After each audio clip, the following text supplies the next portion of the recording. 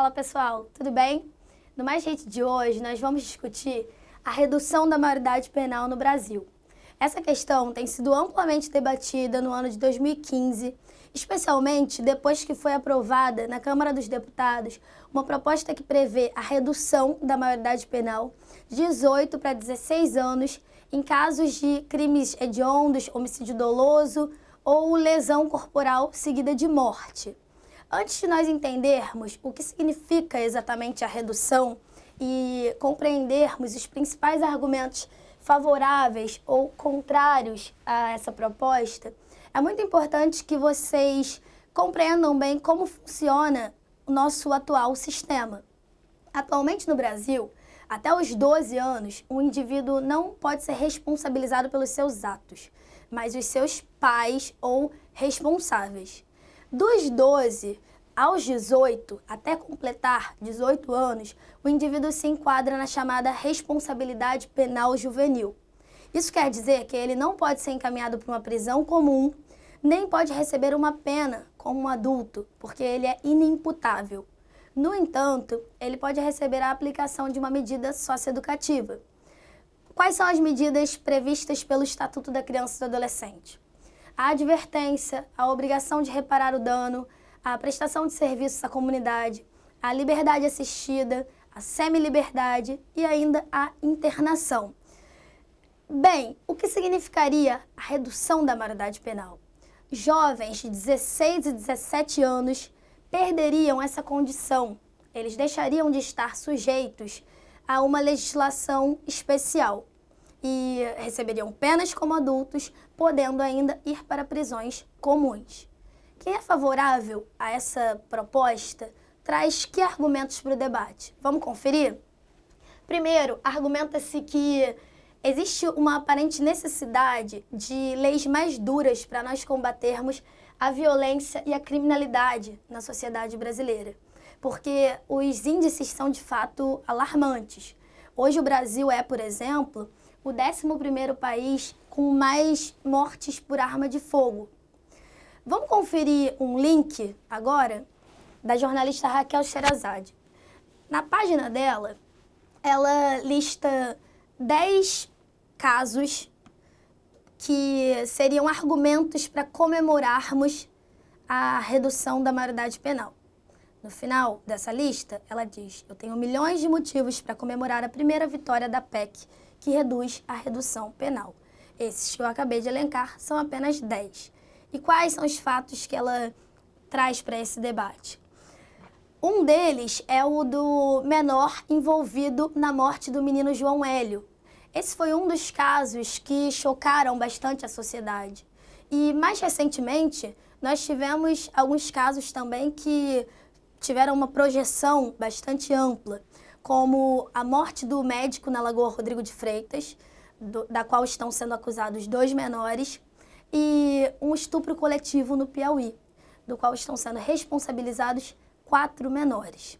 Diante desses casos, a sociedade pressiona o governo para que seja reduzida a maioridade penal no sentido de combatermos a violência e a criminalidade. E existe ainda o argumento de que jovens que cometem esses crimes já têm discernimento do certo e do errado. Logo, eles poderiam receber uma punição como qualquer outro indivíduo. Vale lembrar que os jovens de 16 e 17 anos já podem votar. Se eles já têm esse direito, é porque entende-se que eles já têm maturidade e discernimento suficientes para elegerem os seus candidatos, para discernirem quem são os melhores representantes para o seu município, para o seu estado, para o seu país. Então, eles também estariam aptos a discernir qual é a conduta adequada para o seu dia a dia. Por fim, existe o argumento de que o governo não pode deixar de considerar a opinião popular, porque hoje quase 90% dos brasileiros são favoráveis à redução. Vamos olhar uma pesquisa? Olha essa matéria da Folha. Ela traz para a gente os resultados de uma pesquisa que aponta que 87% dos brasileiros querem a redução da maioridade penal. E a matéria diz ainda que esse é o maior número já registrado na história do país. Observem ainda que entre os favoráveis, 74% defendem que a redução valha para qualquer tipo de crime e não para apenas determinados crimes. Pessoal, será que isso faz sentido? Existem muitas instituições que têm se pronunciado contra essa argumentação. Algumas vozes de peso são a da ONU, a da Unicef, a de uma série de ONGs nacionais e internacionais e a de várias universidades, como a UERJ, por exemplo. Essas instituições têm vindo a público declarar o seu repúdio à hipótese de reduzirmos a maioridade penal no Brasil. Observem que os argumentos trazidos para o debate são, primeiro, o de que, na verdade, essa não é uma medida eficiente para combatermos a criminalidade e a violência, porque nos 54 países que reduziram a maioridade penal, não se observou uma redução significativa da violência. Além disso, quem é contrário a essa medida faz uma análise do sistema prisional brasileiro, avaliando que existe uma crise. E inserir jovens de 16 e 17 anos nesse contexto poderia torná-los ainda mais violentos, acarretando um problema maior para a sociedade que já se preocupa com um quadro de violência e criminalidade. Alguns fatores que nos ajudam a compreender essa crise são, primeiro, o abandono dos presídios. É interessante observar que a palavra penitenciária está associada à penitência. E nós gostaríamos que os presídios fossem lugares de reeducação, mas muitas vezes eles acabam funcionando de fato como lugares para se pagar uma penitência, para se passar por um castigo.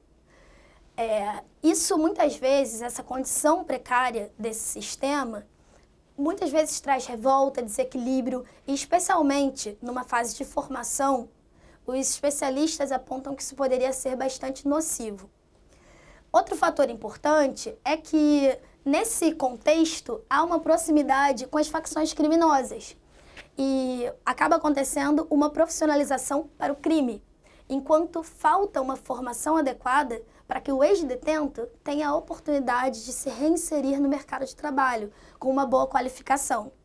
Por fim, a gente pode observar que o registro de antecedentes criminais dificulta bastante essa reinserção, porque o ex-detento tem que lidar ainda com o preconceito da sociedade, que, na verdade, tem preconceito porque tem a ciência de todas essas falhas do sistema prisional brasileiro. Isso tudo nos ajuda a compreender porque a taxa de reincidência nos presídios do Brasil é de cerca de 60%. E quem é contrário à redução compara essa taxa com a taxa das unidades que abrigam menores, que é de cerca de 30%. Esses locais, as unidades que abrigam menores infratores, também não seriam locais adequados ainda, com condições ideais para sua reeducação. Mas essas taxas demonstram que pode ser ainda um local mais adequado do que o sistema prisional. Outro argumento relevante é que a redução da maioridade penal poderia ser um ataque às cláusulas do Estatuto da Criança e do Adolescente, conhecido como ECA.